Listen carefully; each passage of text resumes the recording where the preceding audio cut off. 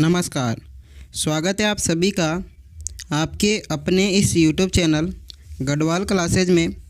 प्यारे साथियों, आप सभी को पता है इस क्लास में हम बात करते हैं राजस्थान चतुर्थ श्रेणी एग्ज़ाम की, और इसमें भी हम बात करते हैं उन सभी महत्वपूर्ण प्रश्नों की जो आपसे विगत 10 वर्षों में बार बार पूछे जा रहे हैं।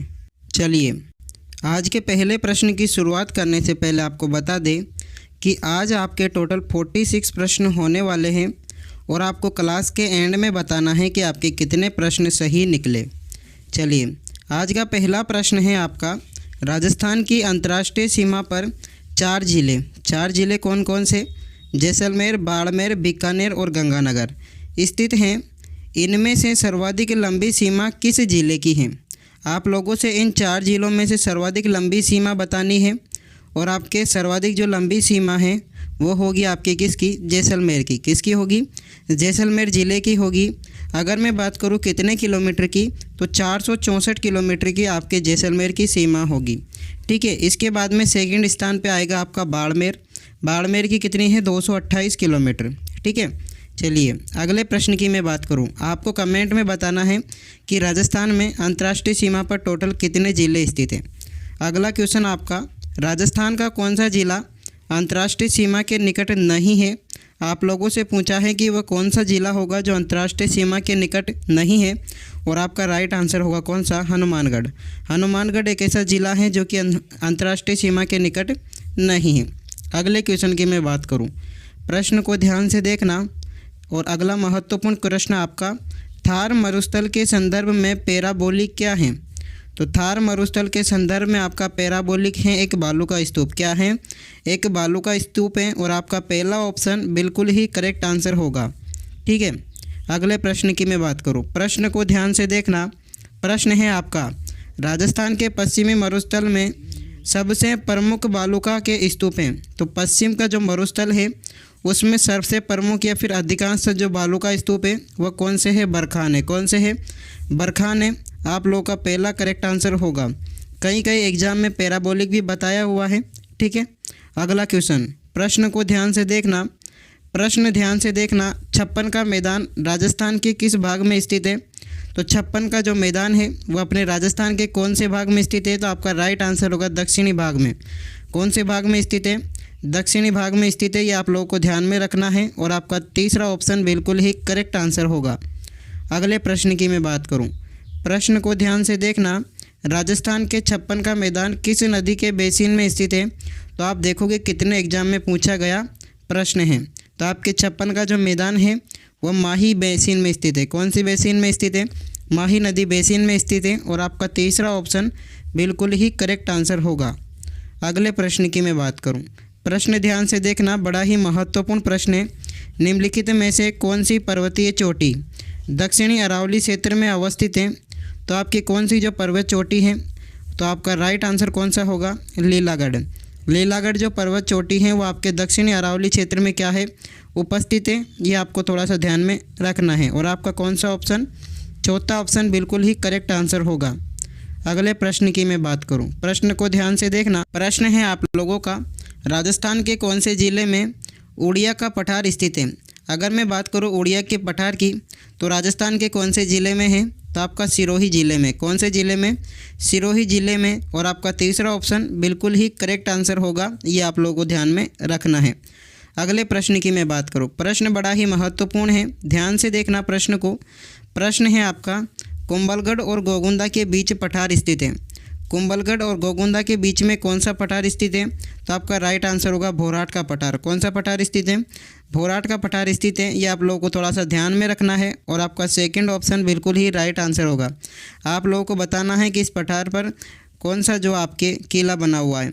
अगला प्रश्न ध्यान से देखना, राजस्थान के समवर्षा रेखाओं का मान किस दिशा की ओर कम होता है? तो राजस्थान में जो समवर्षा रेखा है उसका जो मान होता है वो आपके दक्षिण पूर्व से उत्तर पश्चिम की ओर होता है। किस तरफ होता है?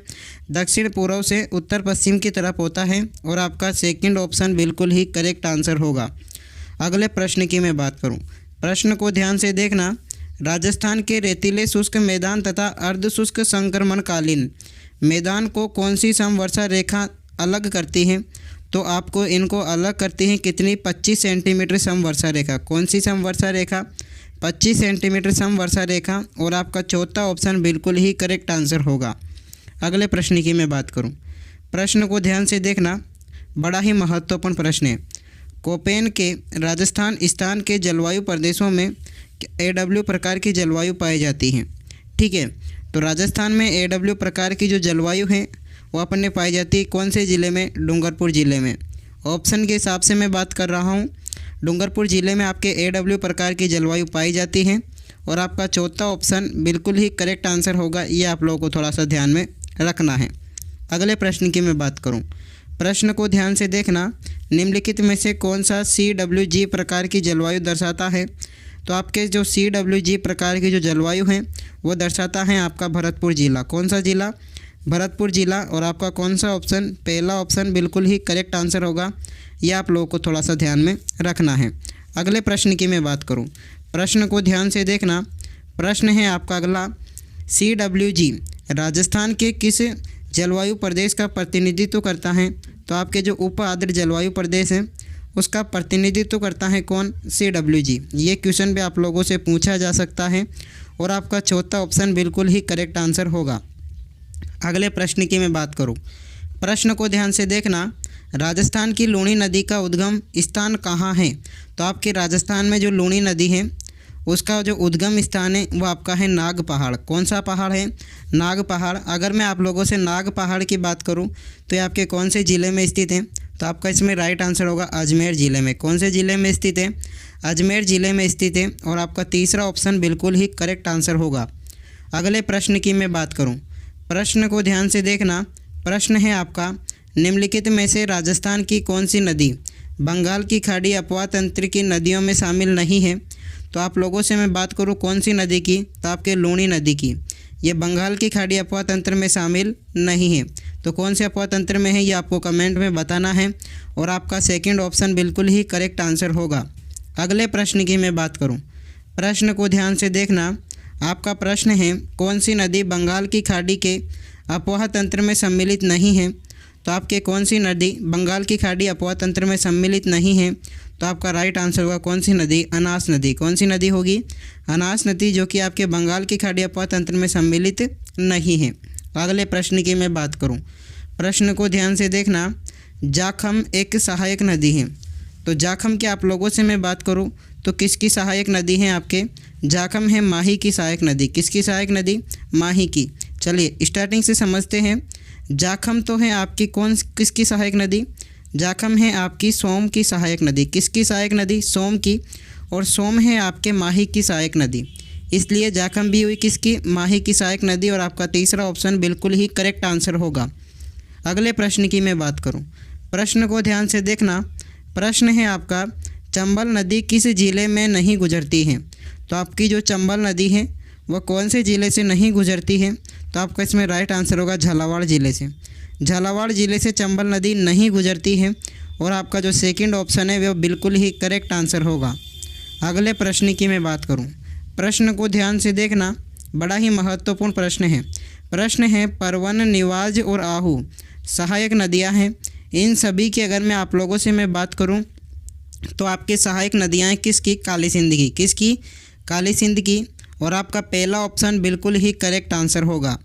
अगले प्रश्न की मैं बात करूं, प्रश्न को ध्यान से देखना, प्रश्न है आप लोगों का, बिशलपुर बांध किस नदी पर स्थित है? तो आपका जो बिशलपुर बांध है वो आपके कौन सी नदी पर स्थित है? तो आपके कौन सी नदी पर? बनास नदी पर स्थित है। कौन सी नदी पर? बनास नदी पर बिशलपुर बांध स्थित है। मैं बात करूँ कौन से ज़िले में? तो आपके टोंक ज़िले में स्थित है। कौन से ज़िले में स्थित है? टोंक ज़िले में स्थित है। ये आप लोगों को ध्यान में रखना है। और आपका सेकंड ऑप्शन बिल्कुल ही करेक्ट आंसर हो जाएगा। अगले प्रश्न की मैं बात करूं, प्रश्न को ध्यान से देखना, प्रश्न है आपका, निम्नलिखित नदियों में से कौन अध्यारोपित नदी का उदाहरण है? तो आप लोगों से इन सभी की अगर मैं बात करूं और इनमें पूछूं कि अध्यारोपित नदी का उदाहरण है तो आपका राइट आंसर होगा बनास। कौन सा होगा? बनास होगा। और ये प्रश्न आपसे ऐसे कैसे पूछा जाता है। और आपका तीसरा ऑप्शन बिल्कुल ही करेक्ट आंसर होगा। ठीक है, अगला प्रश्न ध्यान से देखना, बड़ा ही महत्वपूर्ण प्रश्न है आप लोगों का, राजस्थान की कौन सी नदी अर्जुन की गंगा कहलाती है? तो आप लोगों से मैं करेक्ट आंसर की बात करूं तो बाणगंगा नदी, बाणगंगा जो नदी है जो कि एक प्रकार की राजस्थान की रुंडित नदी है, इसी को हम कहते हैं अर्जुन की गंगा। क्या कहते हैं इसी को? हम कहते हैं अर्जुन की गंगा। ठीक है, ये आप लोगों को थोड़ा सा ध्यान में रखना है। अगले प्रश्न की मैं बात करूं, प्रश्न को ध्यान से देखना। कौन सी नदी बैराट की पहाड़ियों से निकलकर यमुना में मिलती है? तो आप लोगों से मैं करेक्ट आंसर की बात करूं कौन सी नदी की, तो आपके बाणगंगा नदी की। कौन सी नदी की? बाणगंगा नदी की, और जो कि बैराट की पहाड़ियों से निकलकर किस में मिल जाती है? यमुना में। वर्तमान समय में नहीं मिलती, ये आप लोगों को थोड़ा सा ध्यान में रखना है। कमेंट में यह बताना है कि बैराट की पहाड़ियाँ आपके राजस्थान के कौन से ज़िलों में स्थित है। ठीक है, अगले प्रश्न की मैं बात करूँ, प्रश्न को ध्यान से देखना। प्रश्न है आपका, राजस्थान की किस झील में श्यामपुरा और भाट नहरें निकाली हैं? तो राजस्थान की कौन सी झील से श्यामपुरा और भाट नहरें निकलती हैं? तो आप लोगों से करेक्ट आंसर की मैं बात करूं तो आपका राइट आंसर होगा जयसमंद झील से। कौन सी झील से? जयसमंद झील से आपके श्यामपुरा और भाट नहरें निकाली जाती हैं या फिर निकलती हैं। ठीक है, और कौन सा ऑप्शन आपका? तीसरा ऑप्शन बिल्कुल ही करेक्ट आंसर होगा। अगले प्रश्न की मैं बात करूँ, प्रश्न है आप लोगों का कि कौन सी झील जग मंदिर व जग निवास के लिए प्रसिद्ध है? तो राजस्थान में अगर मैं बात करूं कौन सी झील जग मंदिर और जग निवास के लिए प्रसिद्ध है, तो आपका इसमें राइट आंसर होगा कौन सी झील? पिछोला झील। कौन सी झील होगी? पिछोला झील होगी। तो आपका सेकंड ऑप्शन बिल्कुल ही करेक्ट आंसर होगा। अगले प्रश्न की मैं बात करूँ, प्रश्न ध्यान से देखना कि गेब सागर झील किस ज़िले में स्थित है? तो आपके जो गेब सागर झील है वो आपके स्थित है डूंगरपुर ज़िले में। कौन से ज़िले में स्थित है? डूंगरपुर ज़िले में स्थित है। तो आपका कौन सा ऑप्शन? चौथा ऑप्शन बिल्कुल ही करेक्ट आंसर होगा। ये आप लोग को थोड़ा सा ध्यान में रखना है। अगले प्रश्न की मैं बात करूँ, प्रश्न है आप लोगों का जो कोलायत झील स्थित है, तो कोलायत जो झील है वो अपने कहाँ पर स्थित है? तो आपका इसमें राइट आंसर होगा बीकानेर में। कहाँ पर स्थित है? बीकानेर में आपकी एक झील स्थित है, उसका नाम है कोलायत झील, और आपका पहला ऑप्शन राइट आंसर होगा। आप देख सकते हो कितने एग्जाम में आप लोगों से ये प्रश्न पूछा गया है। अगले प्रश्न की मैं बात करूँ, प्रश्न को ध्यान से देखना। पचपदरा झील, पचपदरा झील किसकी है? आपके राइट आंसर होगा खारे पानी की झील। पचपदरा झील खारे पानी की झील है, और आपको कमेंट में बताना है कि राजस्थान में ये कौन से ज़िले में स्थित है। ठीक है, और आपका पहला ऑप्शन बिल्कुल ही करेक्ट आंसर होगा। मैं साथ के साथ आप लोगों से प्रश्न इसलिए कर रहा हूं क्योंकि आप जब लिखोगे तो आपकी स्मृति थोड़ी सी तेज होगी। किस स्थल पर चंबल नदी सर्वाधिक प्रदूषित हुई है? तो आप लोगों से मैं बात करूं राजस्थान में तो कोटा बैराज जो बांध स्थित है वहां पर चंबल नदी क्या है? सर्वाधिक प्रदूषित है। यह आप लोगों को थोड़ा ध्यान में रखना है, और आपका चौथा ऑप्शन बिल्कुल ही करेक्ट आंसर होगा। अगले प्रश्न की मैं बात करूं, प्रश्न को ध्यान से देखना कि राजस्थान के किस ज़िले में जवाई बांध स्थित है? तो आप लोगों से मैं करेक्ट आंसर की मैं बात करूं तो राजस्थान के कौन से ज़िले में? तो आपके राइट आंसर होगा इसमें कौन से ज़िले में? कौन से ज़िले में? पाली ज़िले में। ठीक है, पाली ज़िले में कौन सा बांध स्थित है? जवाई बांध स्थित है।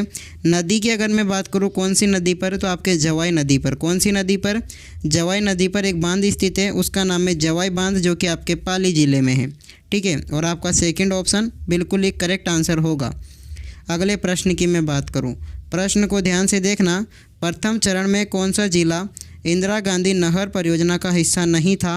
तो आप लोगों से मैं बात करूं प्रथम चरण में, तो आपको ये कमेंट में बताना है इस क्वेश्चन का आंसर, क्योंकि सबसे सिंपल प्रश्न है इसलिए मैं आपके ऊपर इसको छोड़ रहा हूँ। अगले प्रश्न की मैं बात करूँ, प्रश्न को ध्यान से देखना। इंदिरा गांधी नहर निम्नलिखित में से राजस्थान के किस जिले में समाप्त होती है? तो आप लोगों से मैं करेक्ट आंसर की बात करूं इंदिरा गांधी नहर की, तो आपके जैसलमेर ज़िले में समाप्त होती है। कहां पर समाप्त होती है? जैसलमेर ज़िले में समाप्त होती है। स्थान की भी अगर मैं आप लोगों से बात करूं तो आपका स्थान होगा कौन सा? मोहनगढ़। कौन सा स्थान होगा? मोहनगढ़ स्थान नामक स्थान पर जैसलमेर में समाप्त हो जाती है। कौन? IGNP। अगले क्वेश्चन की मैं बात करूँ, अगला क्वेश्चन थोड़ा ध्यान से देखना, इम्पोर्टेंट प्रश्न है। बिसलपुर बांध में पानी की आवक बढ़ाने हेतु निम्नलिखित में से कौन सी परियोजना तैयार की गई?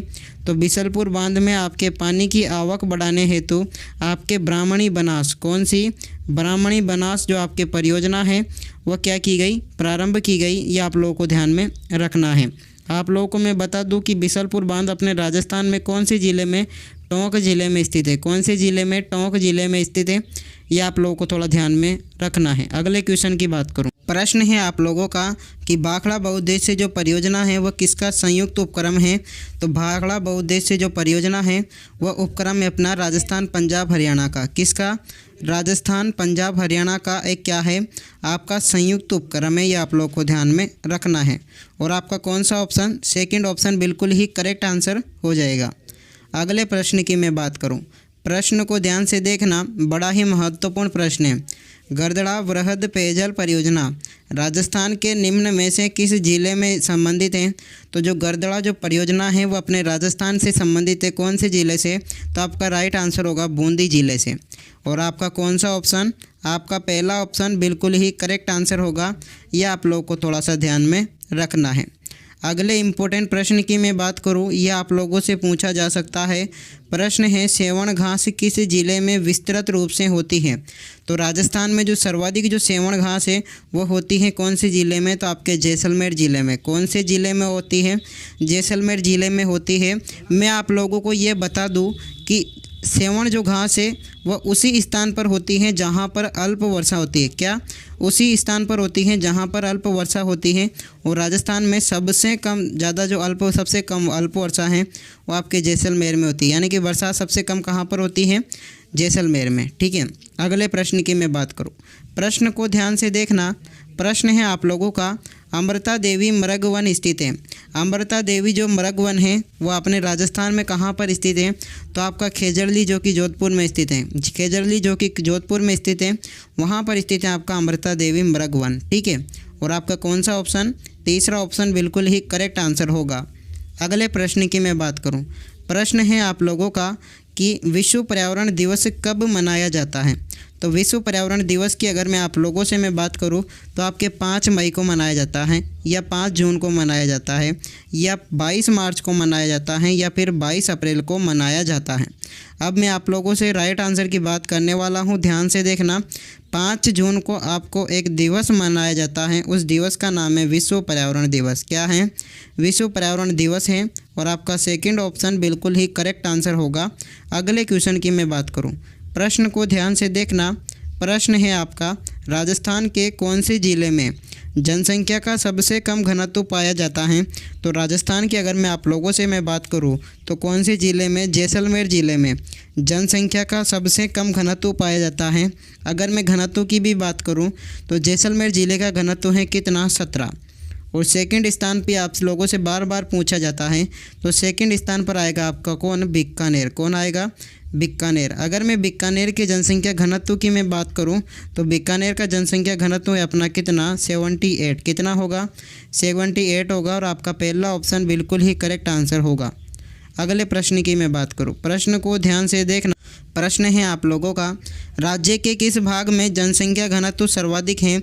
तो राज्य की अगर मैं आप लोगों से मैं बात करूं तो आपका राइट आंसर होगा पूर्वी मैदानी भाग में जनसंख्या घनत्व क्या है? सर्वाधिक है। ये आप लोगों को ध्यान में रखना है। ठीक है। चलिए अगला प्रश्न, प्रश्न को ध्यान से देखना। 1952 के प्रथम आम चुनाव में लोकसभा की राजस्थान में कितनी सीटें थी? यह आप लोगों को बताना है कमेंट में। और राजस्थान के कौन से संविधान संशोधन में इन सीटों की संख्या में वृद्धि की गई, ये भी आप लोगों को बताना है कमेंट में। ठीक है। अगले प्रश्न की मैं बात करूं, प्रश्न ध्यान से देखना। राजस्थान की प्रथम महिला कौन है जिन्हें राजस्थान के मंत्रिमंडल में स्थान मिला। तो राजस्थान में अगर मैं आप लोगों से बात करूं प्रथम महिला की जिन्हें राजस्थान में क्या है मंत्रिमंडल में प्रथम स्थान मिला, यानी कि तो आपका राइट आंसर होगा कौन सा? कमला बेनीवाल। कौन होगा? कमला बेनीवाल। ये आप लोगों को ध्यान में रखना है। और आपका चौथा ऑप्शन बिल्कुल ही राइट आंसर होगा। अगले बात करूं मैं क्वेश्चन की, तो क्वेश्चन ध्यान से देखना। राजस्थान का वह राजनीतिक नेता कौन था जो 1952 से लेकर मृत्यु पर्यंत तक विधानसभा का सदस्य रहा। अगर मैं आप लोगों से भी बात करूं उस सदस्य की, उस व्यक्ति की, तो आपका राइट आंसर होगा हरिदेव जोशी। कौन होगा? हरिदेव जोशी होगा। जब वो 1952 से लेकर कब, जब तक वो शांत नहीं हुआ तब तक क्या रहा था? वो अपने विधानसभा का सदस्य रहा था। ये आप लोगों को ध्यान में रखना है। और आपका पहला ऑप्शन बिल्कुल ही करेक्ट आंसर होगा। अगले प्रश्न की मैं बात करूं, प्रश्न है आप लोगों का, ध्यान से देखना। प्रश्न है उच्च न्यायालय किस अनुच्छेद के तहत याचिका जारी कर सकता है? तो आप लोगों से मैं बात करूं, उच्च न्यायालय आपके अनुच्छेद 226 के तहत क्या कर सकता है? याचिका जारी कर सकता है। और आपका चौथा ऑप्शन बिल्कुल ही करेक्ट आंसर होगा। ठीक है, अगले प्रश्न की मैं बात करूं, प्रश्न को ध्यान से देखना, बड़ा ही महत्वपूर्ण प्रश्न है। राजस्थान हाई कोर्ट में, ठीक है, सबसे लंबे समय तक सेवा करने वाले प्रथम न्यायाधीश कौन थे? तो आपके राजस्थान हाई कोर्ट की मैं बात करूं तो सबसे लंबे समय तक जो आपके सेवा देने वाले जो न्यायाधीश थे वो थे कैलाश नाथ वाचु। कौन थे? कैलाश नाथ वाचु होंगे। और आपका पहला ऑप्शन बिल्कुल ही करेक्ट आंसर होगा। ये आप लोगों को थोड़ा सा ध्यान में रखना है। ठीक है, तो आज के ये थे टोटल आपके 46 प्रश्न। आपको क्लास कैसी लगी कमेंट में ज़रूर बताना, और अच्छी लगी हो तो एक लाइक कर देना, एक कमेंट कर देना प्यारा सा। ठीक है, और ज़्यादा ही अच्छी लगी हो तो चैनल को सब्सक्राइब कर देना। और साथियों, आपको संपूर्ण जो गढ़वाल क्लासेज परिवार हैं उसकी तरफ से आपको तेजा 10वीं की हार्दिक शुभकामनाएं। धन्यवाद।